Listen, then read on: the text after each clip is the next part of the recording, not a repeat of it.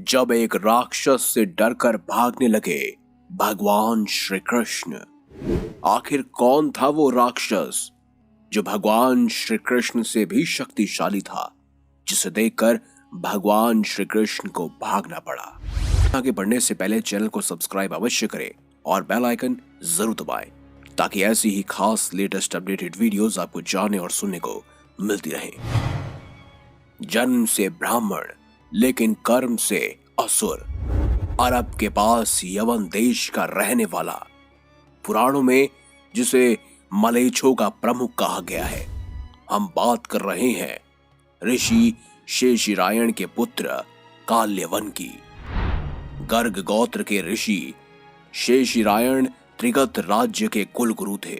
उन्होंने भगवान शिव की तपस्या की और उनसे एक अजय पुत्र की मांग की। भगवान शिव ने भी कहा कि तुम्हारा पुत्र संसार में अजय होगा, कोई भी शस्त्र अस्त्र उसकी हत्या नहीं कर पाएंगे।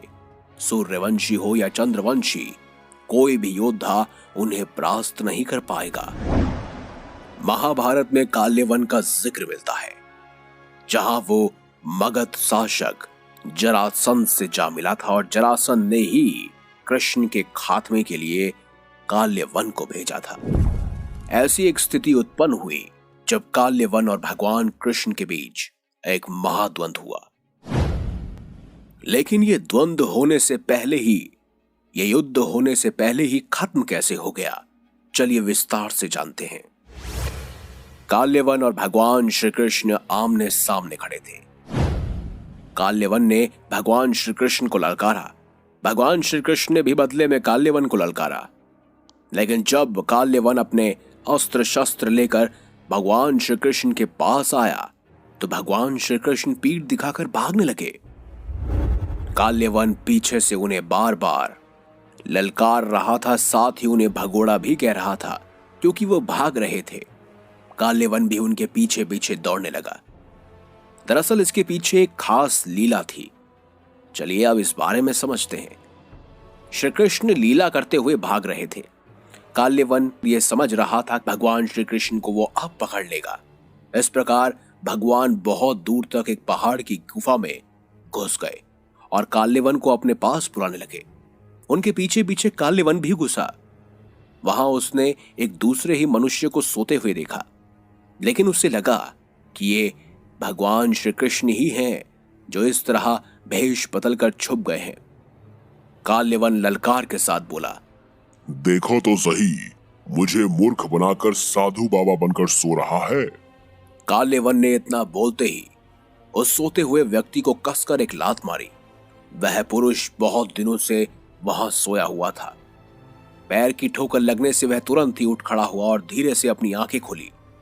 इधर देखने पर पास ही काल्यवन खड़ा हुआ दिखाई दिया। जैसे ही उनकी आंखें खुली, काल्यवन अपने आप ही भस्म हो गया और क्षण भर में ही जलकर राख का ढेर बन गया। काल्यवन को जो पुरुष गुफा में सोते हुए मिले थे, वो दरअसल इक्ष्वाकुवंशी इक्ष्वाकुवंशी महाराज मानधाता के पुत्र राजा मुचुकुंद थे।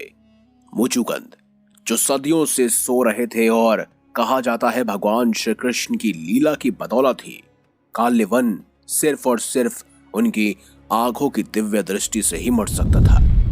ये तो भगवान श्री कृष्ण की लीला थी, लेकिन इस चक्कर में उनका एक नाम रणछोड़ भी पड़ गया, क्योंकि जिस शक्तिशाली योद्धा से वो डरकर भाग रहे थे, दरअसल उसके पीछे एक लीला थी। तो ऐसे में ये बिल्कुल भी नहीं कहना चाहिए कि भगवान श्री कृष्ण उस राक्षस से डर कर भाग रहे थे। आपके क्या विचार है कमेंट बॉक्स में जरूर बताएं। अगर आपको वीडियो अच्छी लगी है तो लाइक करें, चैनल को सब्सक्राइब करें और ज्यादा से ज्यादा शेयर भी करें।